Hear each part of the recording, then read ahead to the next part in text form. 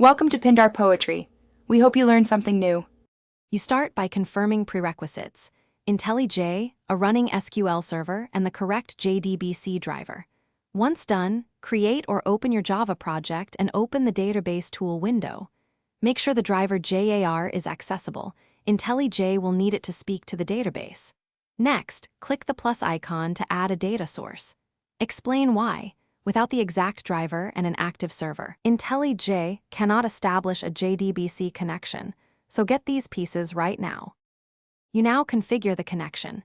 Choose your database type and point to the JDBC driver JAR if IntelliJ didn't auto-download it. Then enter host, port, and database name, plus username and password.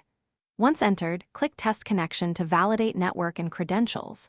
If you need SSH or SSL, enable and fill those sections. This secures remote access.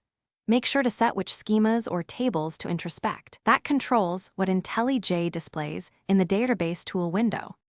You finish by opening the database console for your data source and running a simple select to confirm everything works. You'll get code completion and visual table browsing. If the connection fails, check common causes: firewall or network blocks, wrong driver version, bad credentials, or an incorrect JDBC URL. Once you adjust settings, retest the connection.